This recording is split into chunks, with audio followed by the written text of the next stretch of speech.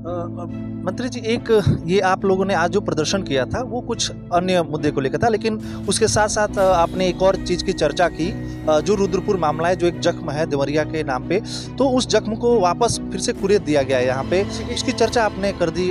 देवरिया सदर विधायक ने बहुत बड़ी रैली करवाया। रैली में करोड़ों रुपया इकट्ठा किया। इकट्ठा करने के बाद मंच पर हाथ उठाया, हाथ उठा करके कहा कि जीवन। विपक्षी सांसदों की जो निलंबन हुई है, 100 से ज्यादा सांसद जो निलंबित हुए हैं, उसको लेके प्रदेश में अलग अलग जगहों पे जो विपक्षी पार्टियां हैं धरना प्रदर्शन दे रही हैं। अभी हम लोग देवरिया जनपद के कलेक्ट्रेट में हैं। आपने देखा विजुअल्स में, आपने देखा कि किस तरीके से समाजवादी पार्टी के जो दिग्गज नेता हैं वो सभी का यहाँ पे जमावड़ा हुआ था और सभी लोग अपनी अपनी बात रख रहे थे। भारतीय जनता पार्टी की जो सरकार की नीतियां हैं उसको लेके अपना विरोध प्रदर्शन जता रहे थे।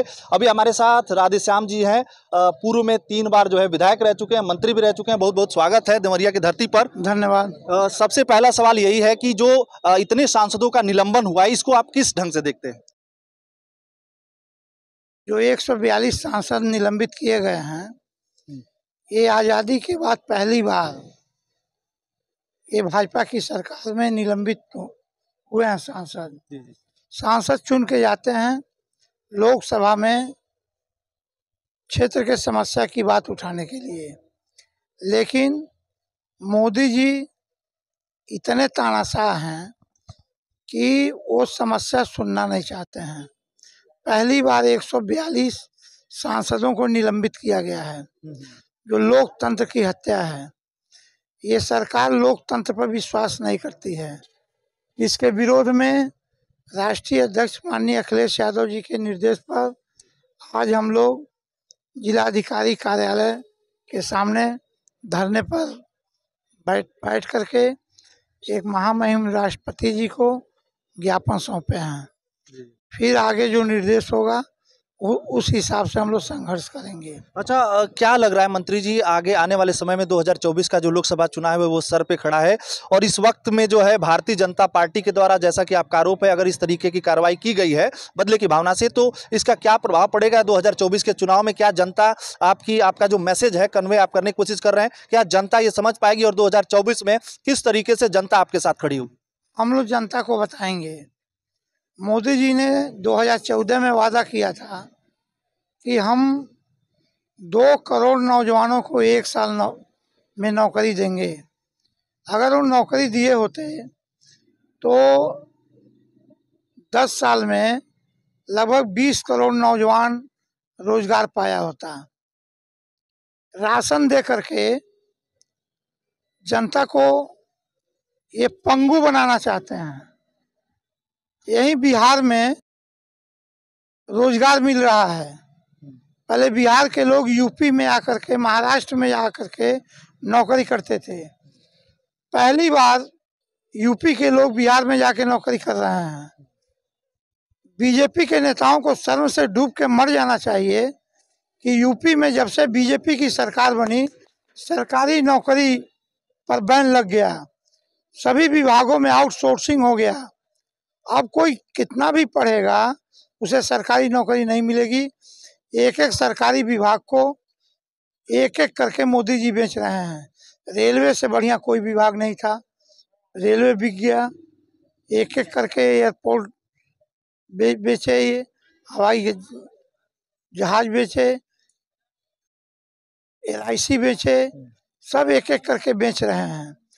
और एक बार और आ जाएंगे तो ये संविधान को मानने वाले लोग नहीं हैं। जो बाबा साहब ने अधिकार दिया था संविधान के तहत आरक्षण का, जब सभी सरकारी कंपनियों को ये बेच देंगे तो आरक्षण का लाभ सरकारी कंपनियों में ही मिलता है। जब सब प्राइवेटकरण हो जाएगा तो कहीं भी ये लोग आंदोलन नहीं कर पाएंगे, कहीं ये लोग सरकारी नौकरी नहीं पाएंगे। इसलिए आने वाले कल में कहीं देश फिर गुलाम न हो जाए, इसके लिए हम लोग जनता को जगाएंगे। हम लोग समाजवादी लोग हैं, लड़ने में विश्वास करते हैं और जो कहते हैं उसको करने में विश्वास करते हैं। इसी देवरिया की धरती पर मोदी जी, योगी जी दोनों लोगों ने कहा था कि हम चीनी मिल चलवा देंगे। आज बिल्कुल। आज यही कलेक्टर के सामने 50 दिन से आंदोलन पर बैठे हैं बैतालपुर चीनी मिल के मजदूर। आंदोलन चल रहा है। अगर संवेदनशील जिलाधिकारी रहते तो समस्या सुनते और इसको खत्म कराते। ये लोग जो कहेंगे उसे करेंगे नहीं, और समाजवादी लोग जो कहते हैं उसे करते हैं। 24 में हम लोग मजबूती से इनके खिलाफ लड़ेंगे।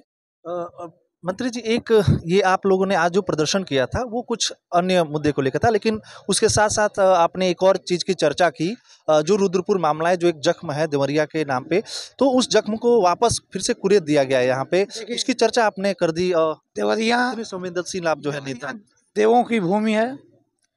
अभी अखबार में छपा है, अमर उजाला में मैं पढ़ा हूँ कि फतेहपुर के जो देवेश जी हैं, इस घटना के बाद सदर विधायक ने बहुत बड़ी रैली करवाया। रैली में करोड़ों रुपया इकट्ठा किया। इकट्ठा करने के बाद मंच पर हाथ उठाया। हाथ उठा करके कहा कि जीवन भर देवेश के परिवार की हम रक्षा करेंगे, सुरक्षा करेंगे, बच्चों को पढ़ाएंगे, लिखाएंगे, दवा कराएंगे और देखेंगे। उनके बहन का बयान है कि जो देवेश के छोटे भाई हैं अनमोल, पैसे के अभाव में अनमोल का इलाज मेडिकल कॉलेज में नहीं हो पा रहा है। आखिर में वो पैसा क्या हुआ? देवरिया जनपद की जनता जानना चाहती है सदर विधायक से कि वो जो पैसा वसूला गया देवेश के नाम पर, क्यों नहीं देवेश और अनमोल के नाम से जमा कर दिया गया, जिस पैसे से आज वो लोग अपना दवा कराते, इलाज कराते। वो पैसा क्या हुआ? इसका जवाब का इंतजार रहेगा कि सलमणि त्रिपाठी देवरिया की जनता को दें।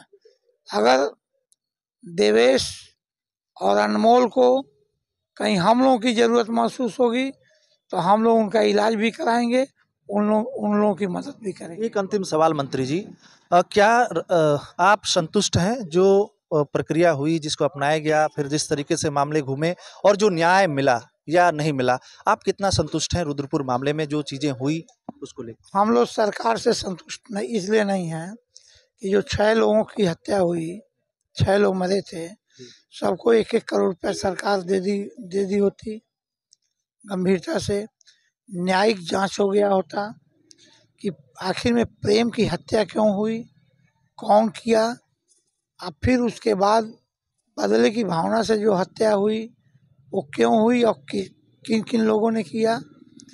न्यायिक जांच के बगैर न्याय संभव नहीं है। समय देने के लिए बहुत बहुत धन्यवाद। तो ये थे पूर्व में मंत्री रहे और 3 बार से जो है विधायक राधेश्याम सिंह जी। इनसे हमने 2 मुद्दों पे बात की। एक जो मुद्दा था वो बहुत ही गंभीर था, जो कि देवरिया जनपद के रुद्रपुर से जुड़ा हुआ है। उसको लेके शायद इन्होंने जैसा कहा 1-2 दिन पहले कुछ खबर छपी है, उसमें जो देवेश की बहन है उन्होंने कुछ बात रखी है अपनी कि उनकी जो है दवा कराने के अनमोल को लेके वो जब मेडिकल कॉलेज गोरखपुर जाते हैं तो उसके लिए किराए भाड़े का इंतजाम नहीं हो पा रहा है। कहीं ना कहीं ये सब चीज़ें जांच का विषय है, देखने वाली चीज़ है। और जो लोग भी इस मामले में सहयोग करने के लिए कह रहे थे, कम से कम उनको सामने आना चाहिए, इस मामले में सहयोग करना चाहिए। इसके अलावा अन्य मुद्दे पर भी हमने बात की। ये बातचीत आपको कैसी लगी, इस पूरे मामले पर आपकी क्या राय है, वो कमेंट में हमें बता सकते हैं। और अगर आप पेज पर नए हैं तो पेज से जुड़िए, फॉलो करिए, राइजिंग भारतवर्ष को समर्थन दीजिए। बने रहिए हमारे साथ। नमस्कार।